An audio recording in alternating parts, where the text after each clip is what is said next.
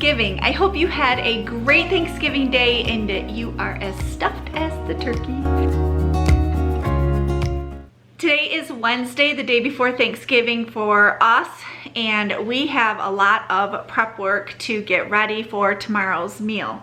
I'm going to start out by getting that pie cooked up. I've had it in the refrigerator for a few days just to thaw out because I didn't want to cook it frozen. So I want to get that in the oven and get that cooked, and then I need to figure out what else I need to do. The pumpkin pie is ready to go in the oven on 425 for 15 minutes. Then I'm going to reduce the heat to 350 for 30 to 40 minutes. I need to get the stuffing started and get that set out to dry out for the whole entire day and the night. And I also need to put together the chocolate pudding pie. I'm gonna look at my meal plan and I'm going to see what else I need to do to get ready for tomorrow. For our stuffing, we are starting out with 3 loaves of white bread, either 2 days before or the day before Thanksgiving, which I'm doing it the day before Thanksgiving this year. You just take the bread and you pull it apart in bite-sized pieces. I take large quantities of the bread. You don't have to do one at a time, and then that way it goes a lot quicker as you're just pulling apart the bread. If you get bigger chunks in there, you can go in and break them up. But we put it all in this great big humongous bowl and then we let it set overnight to dry out. I usually cover it with a paper towel.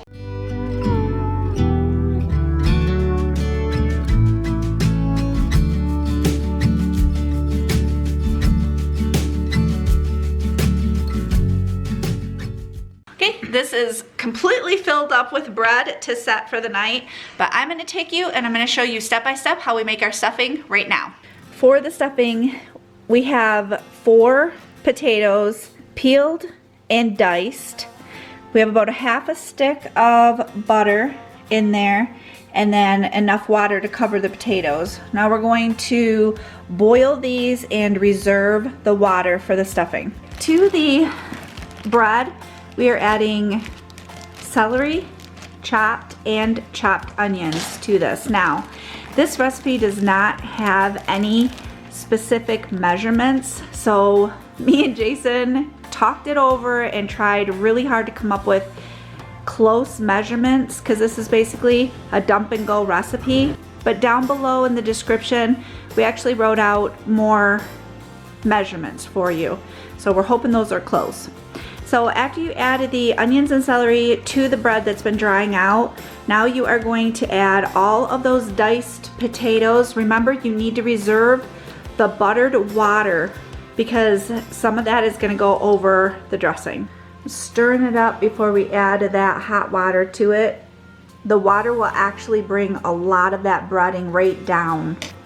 This is why we use such a huge bowl.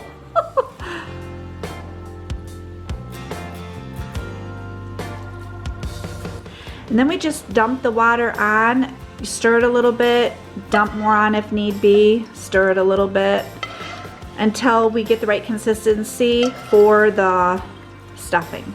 You want all of your bread saturated a little bit with that buttered water. Because we use 3 loaves of bread, we're just going to use all of the water. Stir it up really good, and then we're going to start adding seasoning. For seasonings, we use poultry seasoning and then some salt and pepper.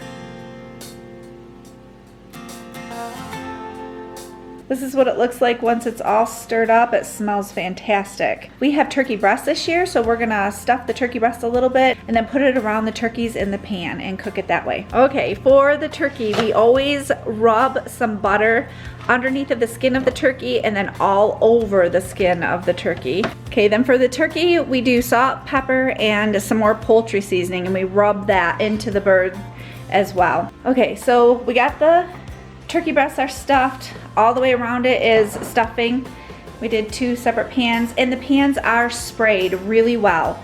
So you cook the stuffing the same amount of time and temperature that you cook the turkey. Ours are 325 for about 2 to 2.5 hours. So these are going in the oven. We cover the pan with aluminum foil for about 2 hours. In the last half an hour or so, we take the aluminum foil off so everything browns up.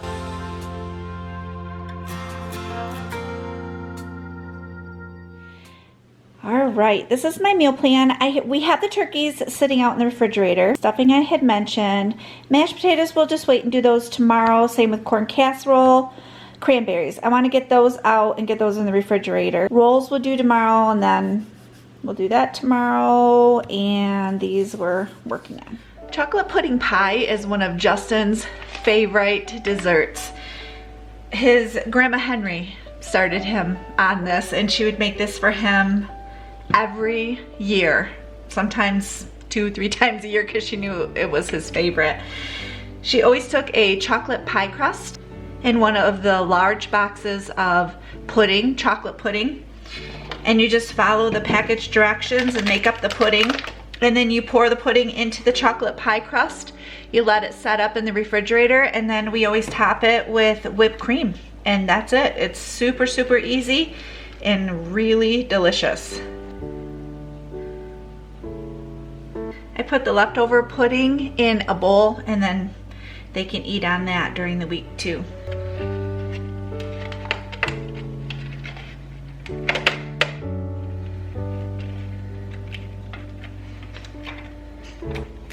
Okay, this goes in the refrigerator to set up. The pie smells so stinking good. Oh, this is the worst part. We don't get to dive into it right away until tomorrow. But it ended up taking 50 minutes total is what it took, and it looks really good. And we do stick a butter knife in the middle to make sure that it comes out clean and it's setting up good. All right, cranberries right here. I'm actually gonna have Jason open these. These things, this can is so hard to open because the lip of it is rounded. So I'm gonna let Jason work on that. Okay, I let the pumpkin pie set and cool. I'm gonna wrap this in aluminum foil. I'm gonna get it in the refrigerator for the night. What we like to do is open up both ends of the can, and like I said earlier, the one end is rounded and the other end isn't. Are you starting out with the easier end first? Of course. All right, I need to find a dish for the cranberries to go into. I think I'm gonna use one of these bento boxes for it. Then that way I can just lay it out in the bento box and I can slice it up really easily. I have the cover for it, and I think it'll work really good this year for the cranberry container. Hey, did you get them done yet? Working on it. What are you using, just the hand one? I'm gonna try this. Oh no. Oh, look at you. Look at that. You're just brilliant, man. Thank you. Thank you very much.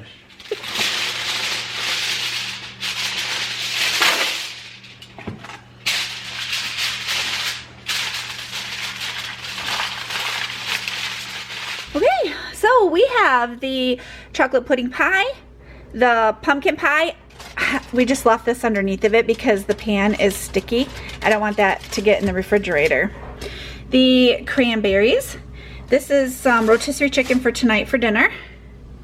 And then in the door, I have the turkeys are waiting for tomorrow.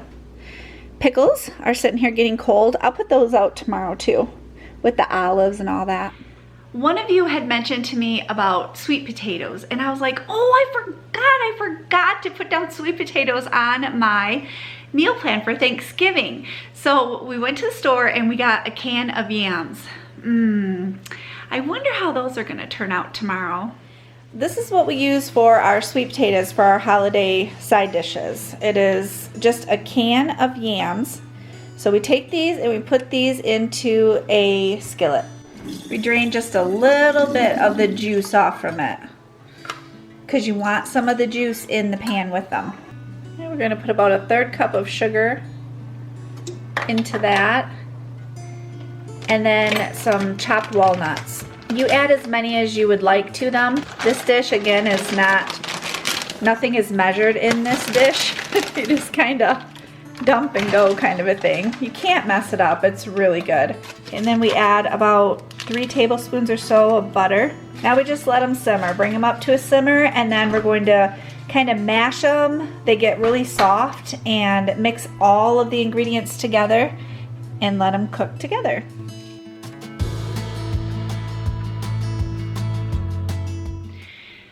tomorrow morning we're planning on doing a breakfast, and I was gonna make a breakfast, which I can't really tell you because it's coming up in a video. But what we've decided to do is not do more cooking and putting another breakfast together. What we've decided to do is this instead. We have this strawberry cream cheese braided bread dough. What all do we have to do to get it ready? Anything? I think. This is from Schwann's, had this. Okay, so we just put it in the oven on 325 for about 25 minutes or so in the morning, and then breakfast will be ready, so that'll be good. We are making a corn casserole, and the recipe will be below, but these are the ingredients. There's just corn muffin mix, cream style corn, sweet corn, some butter, and sour cream. And it will look like this when it's in the pan. Look, Jason and the boys brought Christmas down out of the attic. It has fully taken over our garage.